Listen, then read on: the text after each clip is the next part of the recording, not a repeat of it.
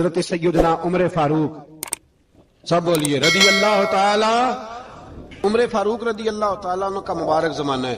حضرت عمر نے فوج بھیجی ایران کے حکمران کے ساتھ جہاد کرنے۔ ایران کے بادشاہ نے 2 عیسائی جاسوس بھیجے، کہنے لگا ذرا پتہ تو کرو مسلمانوں کا رات کا طریقہ کیا ہے، میں صف بندی کراتا ہوں۔ وہ ساری رات صف بندی کراتا رہا۔ 2 جاسوس آئے مسلمانوں کی معلومات کرنے۔ معلومات کر کے جب واپس گئے تو حضرت عمر فاروق رضی اللہ تعالیٰ عنہ کے سپاہیوں کو دیکھا، غور سے پلٹے تو بادشاہ کہنے لگا کیا حال دیکھ کے آئے ہو؟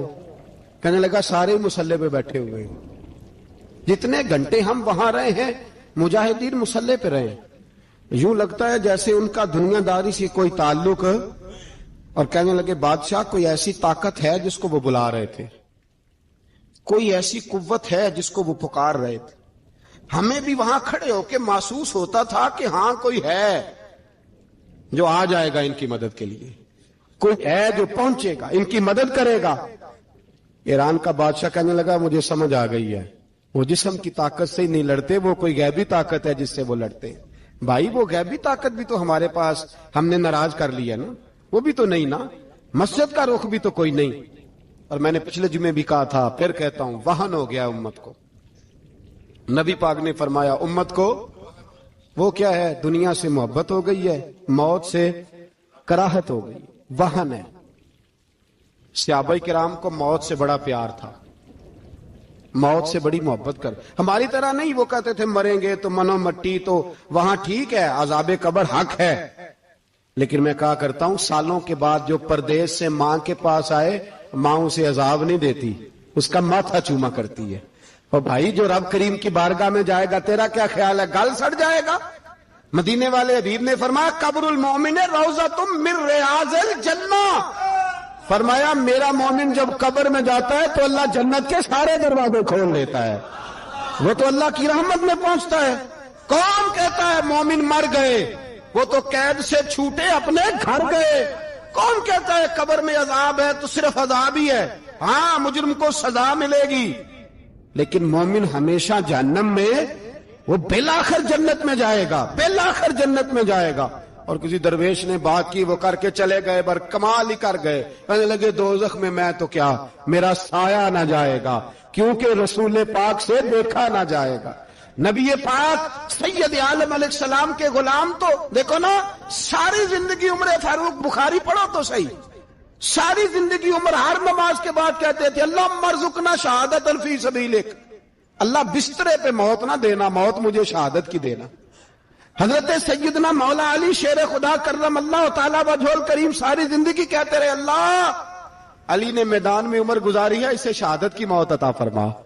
وہ بھائی یہ تو شہادتیں مانگنے والے۔ حضرت امام حسین میدان کربلا میں کھڑے تھے، شمر کہنے لگا حسین تیری چاروں جانب موت ہے، تو آپ فرمانے لگے تجھے ابھی ہمارا پتہ ہی نہیں، موت سے تو ہمارا پیار چلتا ہے، اور فرمایا یہ شہادت تو ہمارا پیچھا کرتی ہے، پہنچ جاتی ہے جہاں ہم ہوتے ہیں، موت سے ڈر آ رہا ہے۔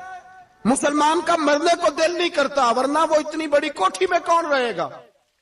مرنے کو دل اس لیے نہیں کرتا کہ وہ جو 6 کروڑ 10 کروڑ ڈالر لوٹ کے رکھے، مر گئے تو کھائے گا کون؟ وہ فقیر فاقہ مست تھے، ان کا گھر ہی کوئی نہیں تھا، ان کے بینک بیلنس ہی کوئی نہیں تھے، وہ کہتے تھے گھر ہمارا ہے وہ جو ہمارے رب نے تیار کیا ہوا ہے، ہمارا بینک بیلنس ہے وہ جو ہمیں جنت میں جا کے ملے گا۔ ان کا تو یہ کھاتا ہی کوئی نہیں تھا، اس لیے وہ شہادت کی۔ حضرت عمر بن جموع رضی اللہ تعالیٰ عنہ میدان احد میں 4 بیٹے لے کے آئے۔ کتنے بیٹے؟ بول کے بتائے۔ 4 بیٹے لے کے عمر بن جموع آئے، اور خود ایک ٹانگ سے لنگڑے سے آپ ہیں، ٹانگ چھوٹی ہے، حضور کے سامنے کھڑے ہوئے کہا محبوبہ میرے 4 ہی تھے، میں 4 لے آیا ہوں، قبول کر لے۔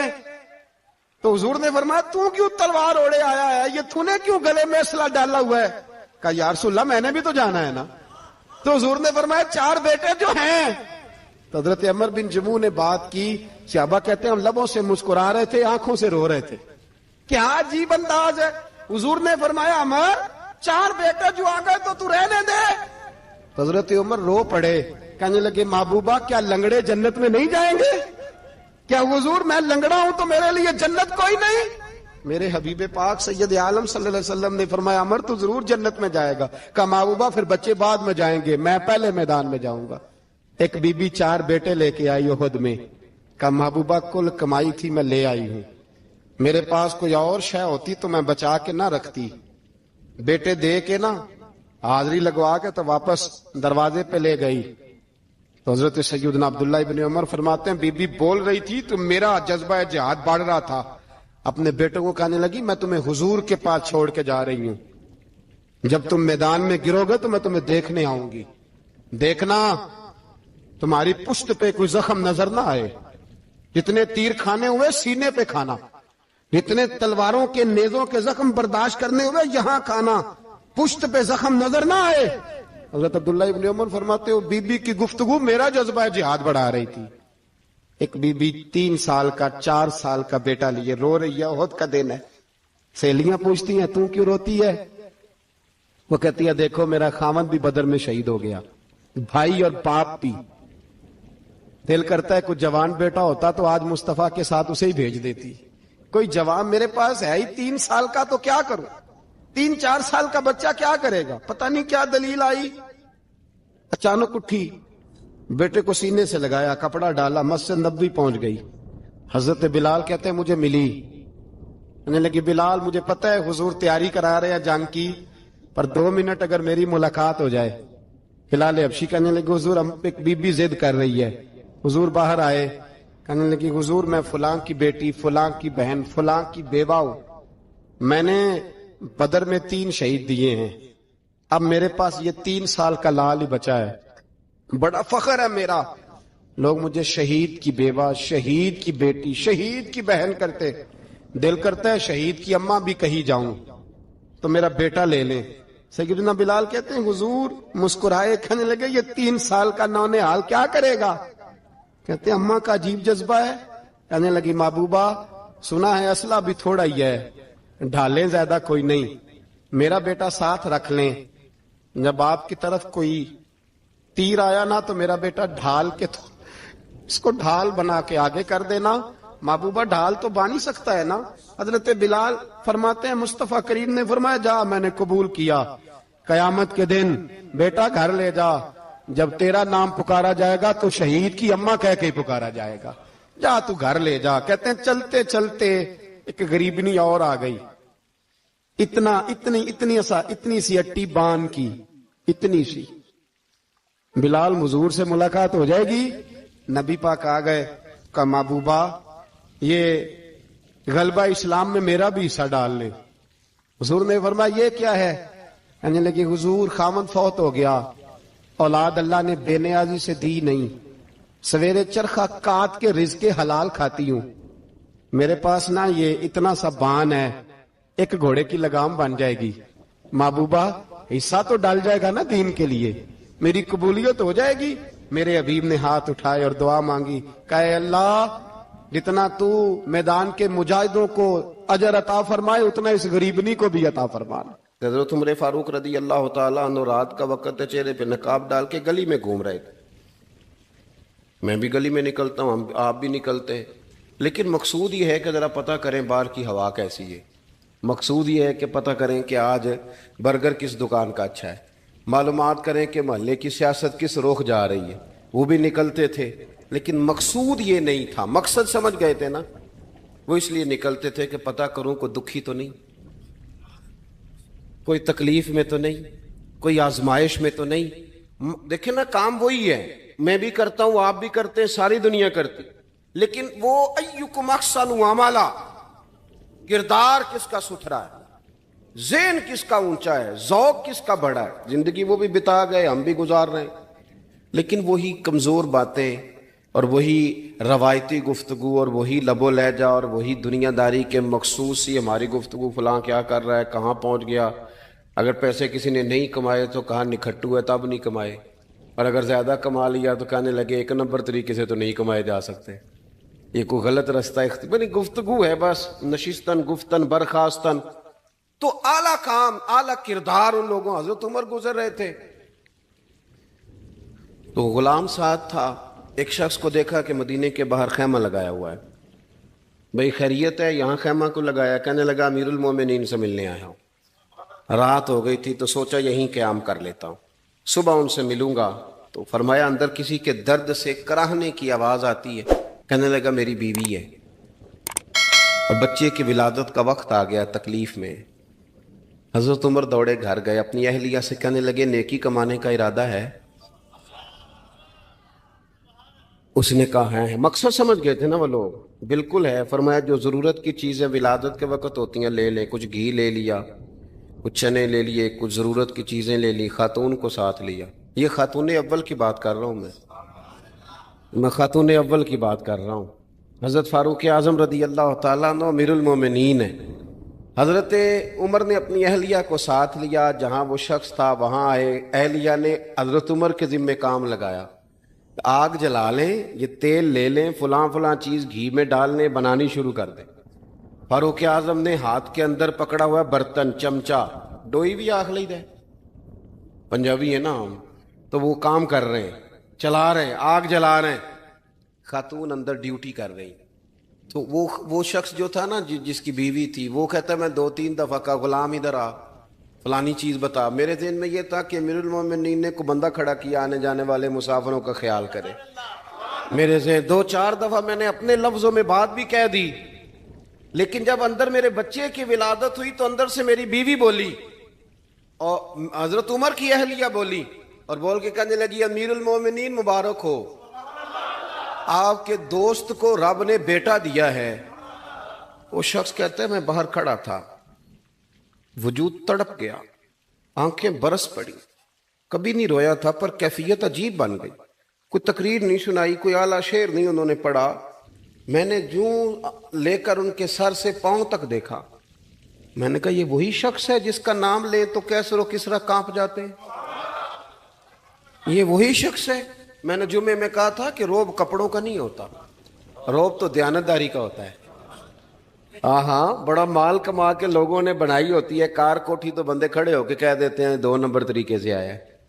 اور 13ویں-14ویں گریڈ کا ملازم ہو تو اس کے سامنے بہت بڑا افسر ڈر رہا ہوتا ہے یار بندہ دیانتدار ہے، یہ رشوت نہیں لیتا، سفارش نہیں مانتا، یہ میرٹ پہ کام کرتا ہے.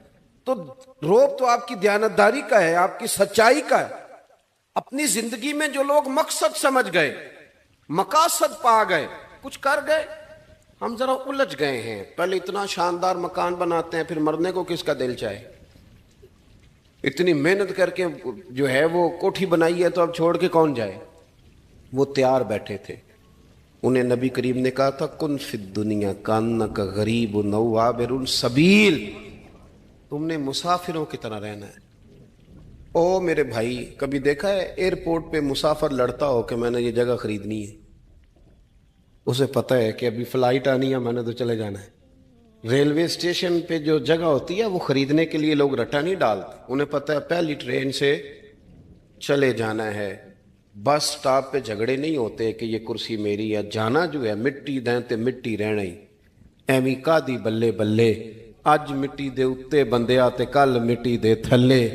اتنا زیادہ مقصد نہیں نا جب سمجھتے تو بے چین ہے، بے قرار.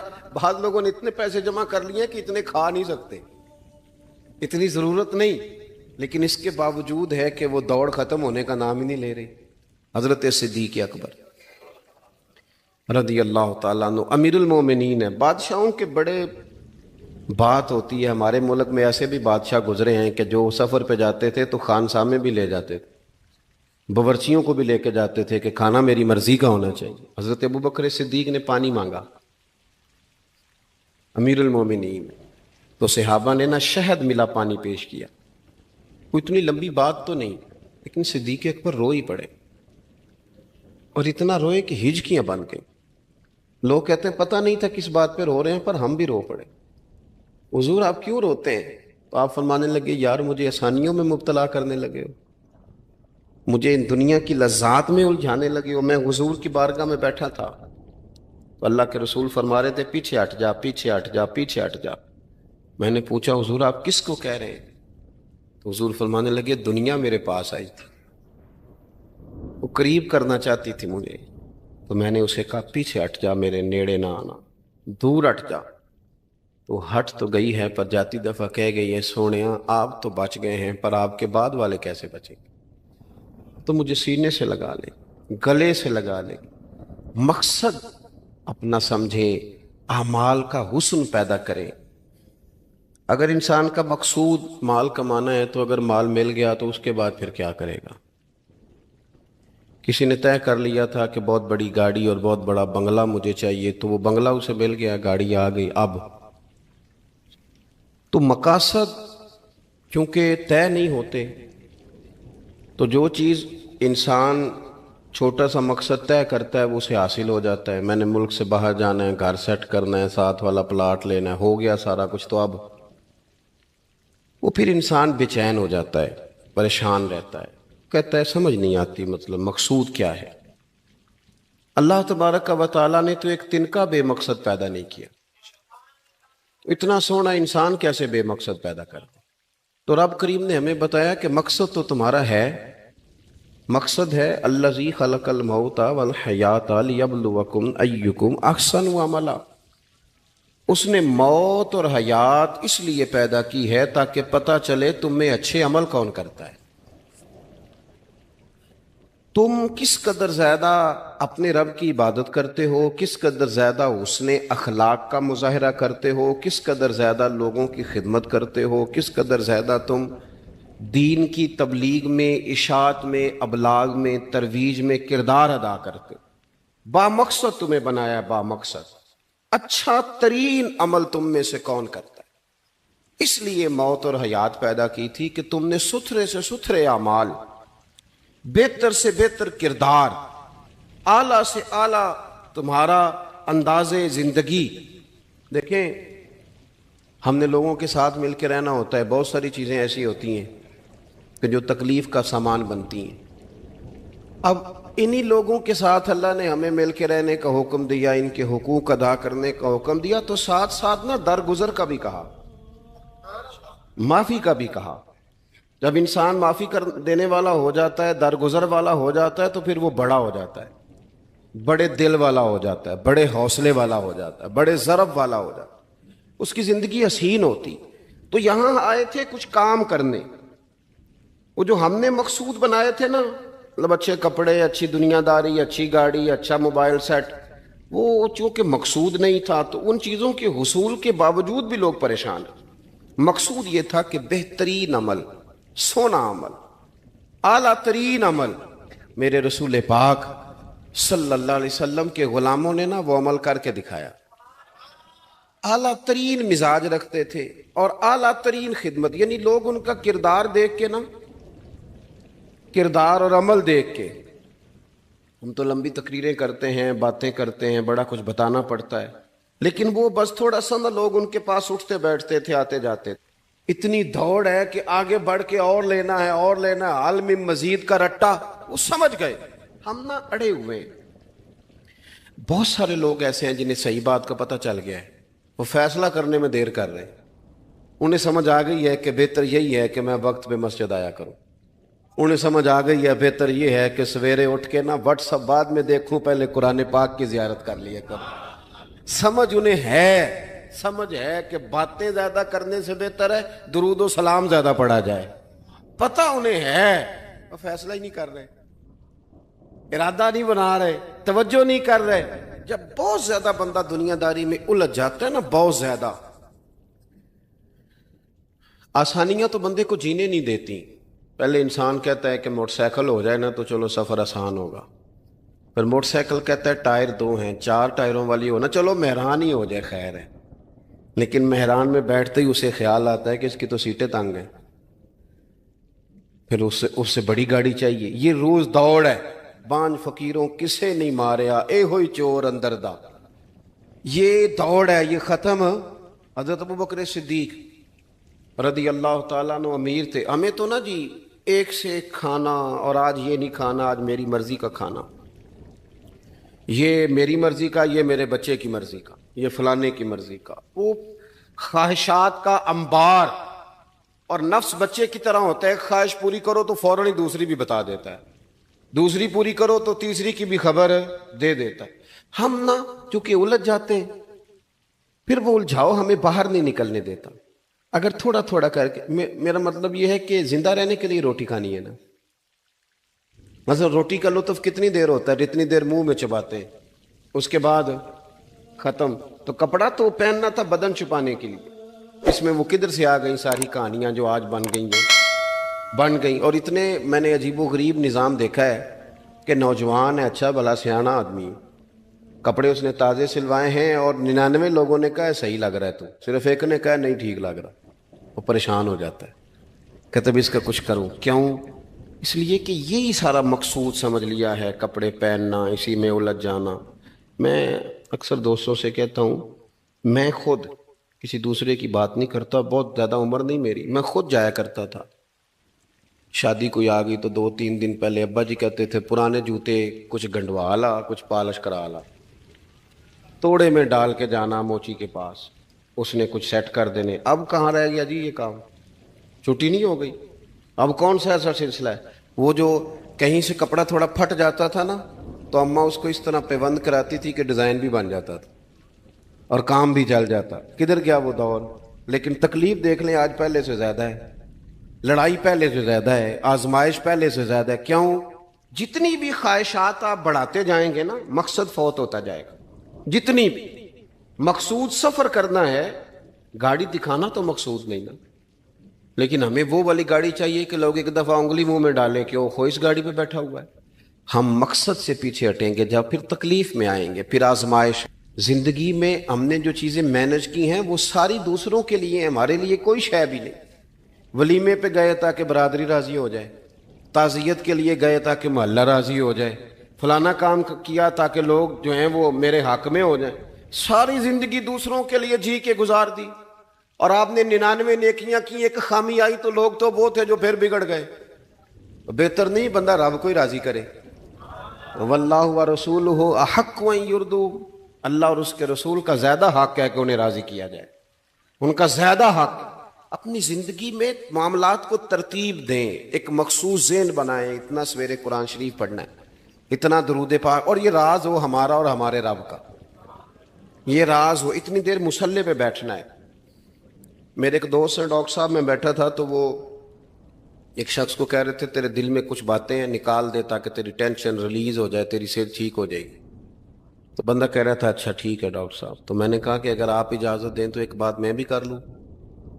نے کہا آپ بھی کر لیں. تو میں نے کہا ڈاکٹر صاحب کچھ دکھ بڑے ذاتی اور نجی ہوتے ہیں, بندہ کسی کے سامنے کہہ ہی نہیں سکتا, بڑے ذاتی قسم کے ہوتے ہیں. وہ آپ کسی کے سامنے اتنا مرضی کوئی قریبی ہو, وہ بندے کی اپنی اندر کی کچھ ایسی تکلیفیں ہوتی ہیں اندر کی, آزم گنڈاں دے وچ گنڈاں 10 کیڑی کھولا, بڑے مسئلے ہوتے ہیں, آپ کیسے بیان کر سکتے ہیں, سوال ہی نہیں پیدا ہوتا.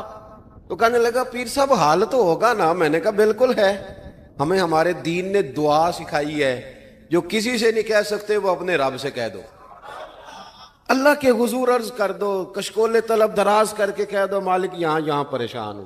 وہ بڑا کریم ہے, عطا بھی کرے گا اور پردہ پوشی بھی فرمائے گا. اپنے اللہ کے ساتھ اپنا تعلق مضبوط کریں, اپنی زندگی میں حسن اعمال کا پیدا کریں, اعمال کا, کہانیوں کا نہیں, باتوں کا نہیں, تصویروں کا نہیں, نئی سے نئی پکچر کا نہیں, اعمال کا.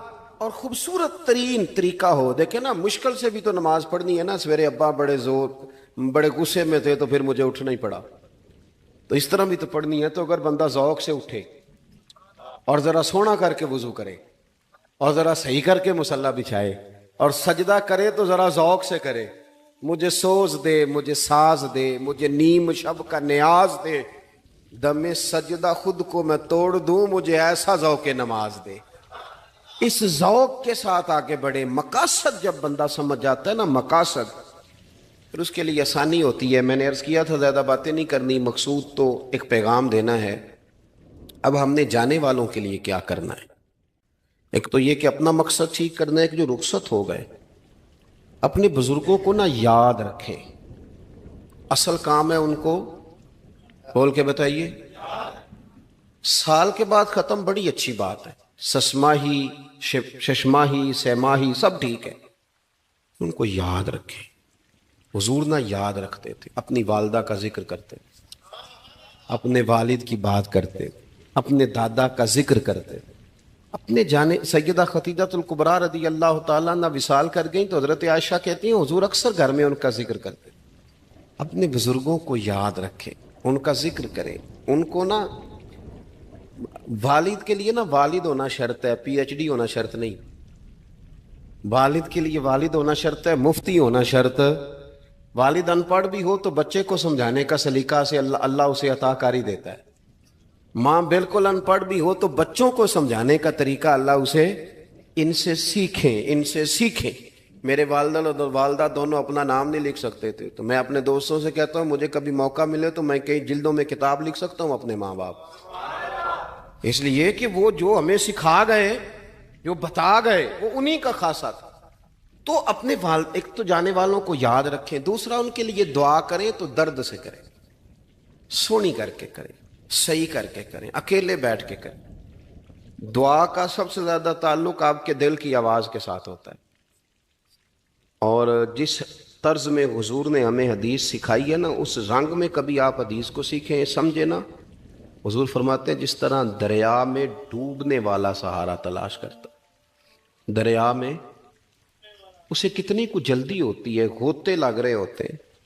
وہ اس طرح کا نہیں ہوتا کہ میں عصر کی نماز کے بعد پھر آؤں گا تجھے نکالنے, اس طرح تو نہیں نہ ہوتا. دریا میں ڈوبنے والا اس طرح کشتی سہارا تلاش کرتا ہے, حضور فرماتے ہیں اس طرح قبر میں جانے والا دعاؤں کا انتظار کرتا ہے. آپ نے دیر کر دی دعا مانگنے میں, ختم دلانے میں دیر کر دی. کت صبح شام ہمہ وقت دعا. ابھی آپ آیتیں سن رہے تھے سورہ ابراہیم کی, اللہ نے نماز میں رکھ دی, ربنا اغفر لی ولی وللمؤمنین یوم یقوم الحساب. ایک تو انہیں یاد رکھیں, خوب دعا کریں, اور دوسرا کوشش کریں کہ وہ جو نیکیاں کرتے تھے وہ نیکیاں بھی جاری رہیں. جن لوگوں سے ان کا اچھا تعلق تھا وہ تعلق بھی قائم رہے. یہ بھی کوشش کریں کہ ان کے لیے صدقات و خیرات کریں, اور قیمتی صدقہ دیں. قیمتی, میں بات ختم کرنے لگا ہوں بس. قیمتی صدقہ دیں, قیمتی. 15 تولے سونا گھر میں پڑا ہوتا ہے, قیمتی ہوتا ہے نا. کبھی کسی نے چوک میں بتایا کہ آج 15 تولے سونا میرے گھر میں پڑا ہے؟ بولو نا, لگتا ہے تو 10 چھڑنا ہے. اگر گھر میں 50 لاکھ روپے کیش پڑا ہو تو چوک میں گلی میں آ کے آپ بات کریں کہ گھر میں پیسے پڑے ہیں. کیوں؟ کہ وہ قیمتی ہیں, کوئی لے نہ لے. تو یہ جو 5000 مسجد دیکھ کے سارے محلے کو بتاتے ہو یہ بھی صدقہ تھا, یہ بڑا قیمتی چیز تھی. یہ بتانے والا نہیں تھا, یہ تو نیکی تو قیمتی تھی. قیمتی چیز جو ہوتی ہے وہ تو چھپائی جاتی ہے کہ بتائی جاتی ہے. یہ جو بیٹیاں ہیں نا اسلام کی, مائیں بہنیں, یہ قیمتی ہیں. اس لیے اسلام انہیں کہتا ہے تم گلیوں اور چوکوں میں آنے والی نہیں, قیمتی چیزیں. قیمتی چیزیں گھر کے اندر رہا کرتی ہیں. تم قیمتی چیزیں ہو, تمہارا وجود قیمتی ہے. تم کبھی ماں ہو, کبھی بیٹی ہو, کبھی بہن ہو, کبھی بیوی ہو, قیمتی ہو. اس لیے تمہیں اسلام کہتا ہے کہ گھر کے اندر رہو گی تو تمہاری قیمت رہے گی. کچھ چیزیں ایسی ہیں جو چوکوں میں گلیوں میں پھیل جائے تو ان کی قیمت نہیں رہتی. اس لیے تمہیں کہا جاتا ہے کہ گھر میں رہو. یہ جو تمہیں چوکوں میں لاتے ہیں یہ تمہیں بے وقت کرنا چاہتے ہیں, بے قیمت کرنا چاہتے ہیں. انسان تھوڑی دیر کے لیے, اگر تھوڑی دیر کے لیے غور کرے تو بڑے بڑے جانور انسان سے بڑے طاقتور ہیں, لیکن اللہ نے ان کی نکیل انسان کے ہاتھ میں تھما دی. اتنا بڑا جہاز ہے, ٹنوں وزن لے کے چل رہا ہے, انسان کے بس کی بات نہیں کہ وہ کئی لوگ لگ کے بھی اس کو اٹھا سکیں, لیکن اللہ نے اس کے قبضہ و اختیار میں کر دیا ہے. فرمایا هو الذی خلق لکم ما فی الارض جمیعا, زمین میں جو کچھ ہے سارا تیرے لیے بنایا ہے, آسمان میں جو ہے سارا تیرے لیے بنایا ہے. وما خلقت الجن والانس الا لیعبدون, فرمایا کل کائنات میں نے تیرے لیے بنائی ہے اور تجھے میں نے اپنی عبادت کے لیے پیدا فرمایا ہے. تو جنوں اور انسانوں کو اللہ نے اپنی عبادت کے لیے تخلیق فرمایا. مقصد زندگی, مقصد تخلیق, دنیا میں آنے کا مقصد اولین اور مقصد آخرین اللہ کی عبادت, اللہ کی معرفت, اللہ کی طرف توجہ, اللہ کی طرف رجوع. یہی ایک مقصد تھا انسان کے آنے کا. اسی کو قرآن نے بیان کیا تھا. اپنے اپنے مقاصد. درود شریف پڑھنے والوں سے بلند صلاۃ و سلام علیک یا سید یا رسول اللہ. اپنے اپنے مقاصد, اپنے اپنے معاملات کو ہم نے ترتیب دے لیا ہے. صبح سے شام تک کے معاملات سارے کے سارے ہمارے ذاتی، نجی اور ہمارے اپنے بنائے ہوئے مقاصد کے تحت گزر رہے ہیں، حالانکہ رب کریم نے فرمایا کہ انسان میں نے تجھے اپنی عبادت کے لیے بنایا ہے، اپنے لیے تجھے بنایا ہے، تو میری بارگاہ میں سجدہ ریز ہو، تو میری بارگاہ کی طرف توجہ کرے، تو میرے لیے تسبیح پڑھے، تو تحلیل کے جملے بولے، تو تکبیر کہے، تو میرے محبوب پہ نازل ہونے والے قرآن کی تلاوت کرے۔ تجھے تو اس لیے بنایا تھا۔ عبادت کا معنی یاد رکھیے گا، عبادت کا معنی فقط نماز پڑھنا نہیں، عبادت کا معنی صرف نماز پڑھنا نہیں، نماز عبادت کا ایک جز ہے، نماز عبادت کا ایک حصہ ہے۔ عبادت نماز پڑھنے کا نام نہیں، عبادت روزہ رکھنے کا نام نہیں، عبادت صرف اور صرف حج کرنے کا نام نہیں، فقط ذکر فکر کرنا عبادت نہیں، بلکہ اللہ کا حکم ماننے کا نام عبادت ہے۔ خدا رسول کی بات ماننے کا نام عبادت ہے۔ جہاں جانے کا خدا حکم دے وہاں چلے جاؤ، یہ عبادت ہے۔ جہاں جانے سے منع کر دے وہاں کبھی نہ جاؤ، یہ عبادت ہے۔ اگر نماز پڑھنے کا نام ہی عبادت ہوتا تو پھر فجر کی فجر کے وقت کیوں پڑھنی پڑتی، پھر ظہر میں ہی کیوں فرض ہوتی، پھر عصر کا وقت مغرب میں جا کے کیوں نہ شروع کیا جاتا، پھر انسان کی مرضی تھی جب پڑھ لیتا۔ فرمایا نہیں، عبادت میری ہے، اصل میری اطاعت ہے۔ میں جب کہوں کہ یہ فجر کا وقت ہے تو تجھے فجر مان کے پڑھنا، جب کہوں ظہر کا وقت ہے تو ظہر مان کے۔ ہم نے عبادت کو مخصوص کر دیا، مسجد میں چلے جانا، نفل پڑھ لینا، کچھ دیر قرآن شریف پڑھ لینا، کچھ دیر اللہ کی عبادت کر لینا، کچھ دیر ذکر اذکار کر لینا، اس کا نام عبادت ہے۔ اور باہر نکل کے بے شک جھوٹ بولے، باہر نکل کے بے شک غیبت کرے، باہر نکلے اور کم تولے، باہر نکلے اور اپنی من مرضی کرے، تو یہ عبادت نہیں۔ اس لیے کہ ہم اس خدا کے ماننے والے ہیں جو صرف مسجد میں نہیں ہوتا، بلکہ جلوہ تیری ذات کا کو بکو ہے، میں جدھر دیکھتا ہوں ادھر تو ہی تو ہے۔ ہمارا خدا صرف مسجد میں نہیں ہے، اللہ ہر جگہ ہے۔ جے میں تینوں اندر جانا پھر مقید جانا، جے میں تینوں باہر سمجھا اندر کون سمانا، اندر بھی تویں باہر بھی تویں وچ بلا کون نمانا۔ اصل بات یہ ہے کہ جب خدا ہر جگہ ہے تو اللہ تبارک و تعالیٰ کا حکم ہر جگہ ماننا ہے، ہر جگہ اطاعت کرنی ہے، ہر لحاظ سے۔ رب کی بات ماننے کا نام عبادت ہے، اللہ کی، اس کے رسول الپاک صلی اللہ علیہ وسلم کی بات ماننے کا نام، توجہ ہے آپ کی میری بات پہ؟ عبادت کا مفہوم سمجھیے گا، عبادت کا مفہوم سمجھیے گا۔ ہمارا وہ دین نہیں جو پنڈتوں، جوگیوں، راہبوں کا مذہب ہے کہ جنگلوں میں نکل جاؤ، تسبیح لے لو، میں کھٹکتا ہوں دل عالم میں کانٹے کی طرح، اور تو فقط اللہ اللہ اللہ۔ یہ مذہب نہیں۔ ہمارا دین کہتا ہے مسجد میں بیٹھ کے جو ذکر کرے گا اسے بھی ثواب ملے گا، اور جو محنت کر کے کما کے بچوں کو کھلائے گا اسے بھی ثواب ملے گا۔ ہمارا دین یہ کہتا ہے جو مسجد میں بیٹھ کے قرآن پڑھے گا اسے بھی ثواب ملے گا، اور جو گلی میں پڑا ہوا کانٹا اٹھا دے گا اسے بھی اللہ اجر عطا فرمائے گا۔ اللہ کا حکم ماننا، اللہ کا حکم ماننے کا نام عبادت۔ محمود غزنوی کے پاس ہیرا ہے، محمود غزنوی کے بڑے غلام تھے تو ایک بڑا پیارا تھا اسے، آپ جانتے ہیں اس کا نام کیا تھا؟ ایاز محمود غزنوی کو بڑا تو حسد شروع ہو جاتا ہے ہر جگہ، اللہ ماشاءاللہ۔ لوگ کہنے لگے بادشاہ ہر وقت اسی کو پیار کرتا رہتا ہے، ہر وقت اسی کی طرف توجہ کرتا رہتا ہے۔ بادشاہ نے ایک دن آزمانا چاہا، اتنا ہیرا تھا، موٹا ہیرا بادشاہ کے پاس۔ بادشاہ نے ایک وزیر صاحب کو بلایا، کہا یہ اینٹ پکڑو، ہیرے پہ مارو، اسے توڑ دو۔ کہنے لگا بادشاہ بات تیری ٹھیک ہے پر بڑا قیمتی ہیرا ہے، کیوں تڑوا رہے ہیں آپ؟ مال خزانہ میں رکھ دیں، کام آئے گا، کسی نہ کسی جگہ پہ استعمال ہو جائے گا، آپ کیوں اس کو تڑوانے کی ضد کر رہے ہیں؟ بادشاہ سلامت نے کہا اچھا تم نے ٹھیک مشورہ دیا، میں ہی جذبات میں آ گیا تھا۔ ایک دوسرے آدمی کو بلایا، اس کو کہا یہ ہیرا توڑنا ہے۔ اس نے کہا بادشاہ مجھے لگتا ہے پوری دنیا میں اتنا موٹا ہیرا تیرے پاس ہے، کسی اور کے پاس نہیں ہوگا۔ یہ توڑنے کی چیز نہیں، تجوری میں سنبھالنے کی چیز ہے، اسے سنبھال کے رکھ۔ تیسرے کو بلایا، چوتھے کو بلایا، جس کو بھی بلاتا رہا وہ بادشاہ کو سمجھاتا رہا، جس کو بلایا بادشاہ کو سمجھایا۔ ایاز کی باری آئی، کہا ایاز ادھر آ، توجہ ہے آپ کی، ایاز ادھر آ، یہ ہیرا تو توڑ دے۔ اس نے اینٹ پکڑی، زور سے ماری، ہیرا توڑ دیا۔ بادشاہ کہنے لگا بڑا بیوقوف ہے بھائی تو، یہ سارے میرے خیر خواہ تھے، مجھے سمجھاتے رہے اور تو نے خیال ہی نہیں کیا، میں بیوقوف تھا تو تو بھی ساتھ ہو گیا، توڑ ہی دیا۔ کہنے لگا بادشاہ غلطی ہو گئی، مجھ سے غلطی ہو گئی، مجھے نہیں توڑنا چاہیے۔ اس نے کہا اچھا چل چھوڑ، ایک بات بتا، تیرے سامنے جو سب مجھے مشورے دے رہے تھے تو نے کیوں نہیں دیا؟ میں نے تجھے کہا توڑ دے، کیا لفظ ایاز نے کہے، کمال کر دی۔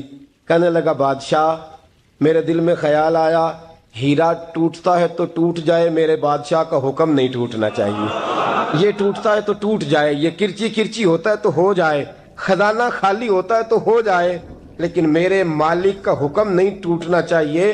بادشاہ میں ہر چیز توڑ دوں گا پر میں تیرا حکم نہیں توڑ سکتا۔ بس دوستو یہی عبادت ہے، بلا مثال و بلا تشبیہ بات سمجھیے گا۔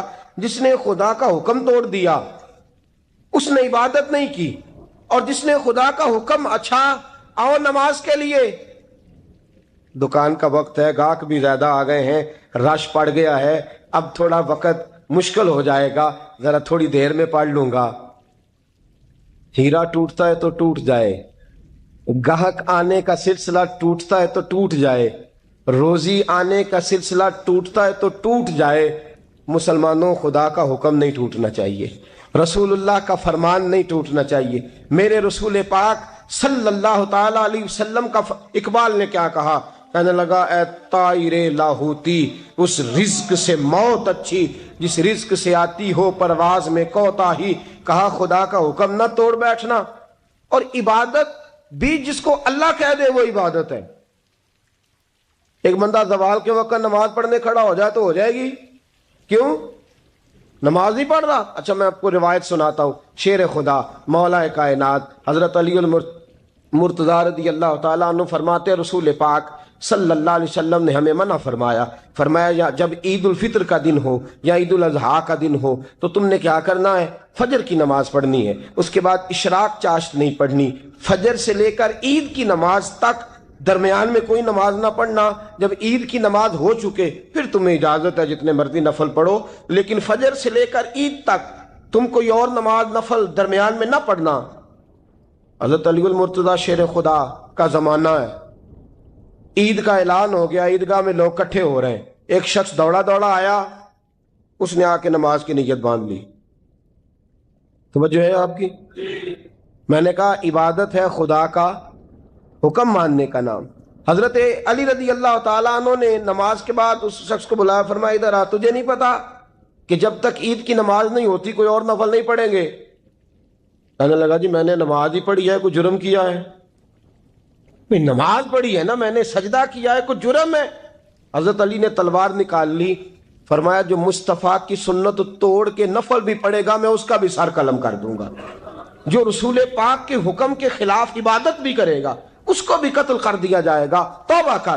یاد رکھیے گا عبادت خدا رسول کی بات ماننے کا نام ہے۔ آپ سویرے 8 بجے اٹھ کے کھڑے ہو جائیں کہ میں نے تو فجر پڑھنی ہے، فجر کا وقت 8 بجے نہیں ہوتا، وہ گزر گئی 4 بجے، 4:15 بجے ہو چکا۔ ایک شخص شام 7 بجے کھڑا ہو جائے کہے جی میں تو ظہر کی نماز 7 بجے پڑھا کروں گا، یہ کیسے ممکن ہے؟ اس کا وقت تو 2 بجے کے راؤنڈ اباؤٹ ہے، تجھے اسی وقت ادا کرنی۔ یاد رکھیے گا عزیز ساتھیو، عبادت اللہ کا حکم ماننے کا نام ہے، لیکن عبادت کی بہت بڑی جو ایک رکن ہے، عبادت کا بہت بڑا جو ایک جز ہے وہ نماز پڑھنا ہے، بہت بڑا جز۔ حضرت محمد بن ابی بکر حضرت صدیق اکبر کے صاحبزادے رضی اللہ تعالیٰ عنہ کیا فرماتے ہیں مسلمانوں بڑے نصیبوں والے ہو، بڑے نصیبوں والے ہو، تمہیں تو اللہ کی بارگاہ میں جانے کے لیے اجازت ہی نہیں لینی پڑتی، اللہ نے تمہارے لیے دروازہ ہی کھول دیا ہے، جب دل کیا وضو کیا نماز کی نیت باندھی اللہ کے دروازے کھل گئے، اور بغیر کسی ترجمان کے تم نے اپنے رب سے بات کرنی شروع کر دی۔ عبادت ایسی نعمت ہے، اللہ کی بارگاہ میں کھڑے ہونا، سجدہ کرنا اتنی بڑی فضیلت کی بات ہے۔ یہ حدیث میرا خیال ہے آپ کو کبھی بھولنی نہیں چاہیے۔ سید عالم نور مجسم شفیع معظم صلی اللہ علیہ وسلم نے فرمایا بتاؤ اگر کوئی کسی کے گھر مہمان جائے تو میزبان اس کے ساتھ کیا سلوک کرے گا؟ تو صحابہ کہنے لگا یا رسول اللہ جتنا میزبان اچھا ہوگا اتنا ہی اچھا سلوک کرے گا، جتنا وہ اعلیٰ ہوگا اتنا ہی اعلیٰ سلوک کرے گا، جتنا وہ عرفہ ہوگا اتنی ہی اس کی بات بھی بڑی ہوگی۔ نبی پاک صلی اللہ علیہ وسلم نے فرمایا جو مسجد جاتا ہے وہ اللہ کا مہمان ہے، جو مسجد جاتا ہے وہ اللہ کا مہمان ہے۔ فرمایا میزبان کے ذمے ہے کہ مہمان کے اوپر رحمت کرے، کرم کرے۔ فرمایا جب تو مسجد جاتا ہے تو خدا بھی رحمتوں کے دروازے کھول دیتا ہے، اللہ تیرے لیے فضل کے دروازے کھول دیتا ہے۔ نبی پاک صلی اللہ تعالی علیہ وسلم نے فرمایا جب تو اپنے گھر سے مسجد جانے کے لیے ابھی نکلتا ہے، ابھی تو گیا نہیں، ابھی تو نکلا ہے، فرمایا تو نے سیدھا پیر اٹھایا ہے تو تیرا ایک درجہ بلند ہو گیا ہے، تو نے الٹا قدم اٹھایا ہے تو تیرا ایک گناہ معاف ہو گیا ہے، پھر تو نے سیدھا قدم اٹھایا ہے تو تیرا ایک درجہ بلند ہو گیا۔ اپنی اپنی طبیعت ہے نا۔ حضور نے حدیث سنائی، حضرت سیدنا اسید بن حضیر رضی اللہ تعالیٰ عنہ دیہاتی آدمی تھے، مسجد نبوی سے دور گھر تھا، مسجد آنے جانے کے لیے گدھا رکھا ہوا تھا، گدھے پہ بیٹھ کے مسجد آتے تھے، نماز پڑھ کے اسی پہ بیٹھ کے لوٹ جاتے تھے۔ جس دن حضور نے فرمایا نا ایک قدم پہ ایک گناہ معاف ہوتا ہے، ایک قدم پہ ایک نیکی ملتی ہے، گدھا گھاری چھوڑا ہے۔ صحابہ کہنے لگے یار دور کا تیرا سفر ہے، تم آرام سے گدھے پہ آ جا۔ کہنے لگے کیوں؟ میں کیوں گدھے پہ آؤں؟ میں تو روز پیدل آؤں گا، تم سب کے تھوڑے تھوڑے گناہ معاف ہوں گے، تھوڑے تھوڑے درجے بلند ہوں گے۔ میں نے چونکہ دور سے آنا ہے، اللہ میرے زیادہ گناہ معاف فرمائے گا، میرے زیادہ درجے بلند فرمائے گا، میرے اوپر زیادہ کرم نوازی فرمائے گا۔ جو مسجد کی طرف چل کے آیا ایک ایک قدم پر اللہ اس کے درجے بلند کرے گا، ایک ایک قدم پہ اللہ اس کے گناہ معاف کرے گا۔ اللہم صلی علی سیدنا و مولانا محمد، اللہم صلی علی سیدنا و مولانا محمد۔ اللہ کے شیر ہے در کرار پر درود، اللہ کے شیر ہے در کرار پر درود، اللہ کے شیر ہے در کرار پر درود۔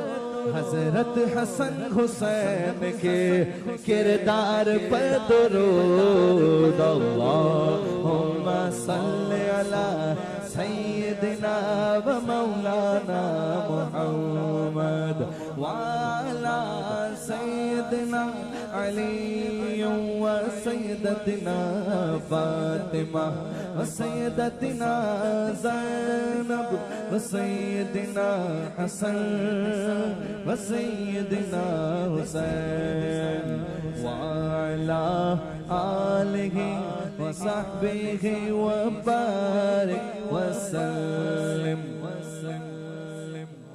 زینب کی بارگاہ میں،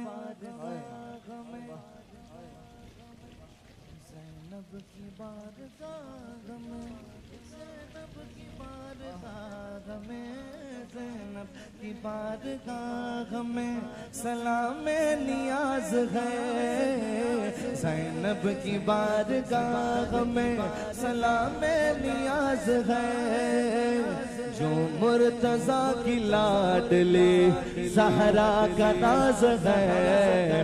اللہم صلی علی سیدنا و مولانا محمد وعلی سیدنا علی و سیدتنا فاطمہ و سیدتنا زینب و سیدنا حسن و سیدنا حسین۔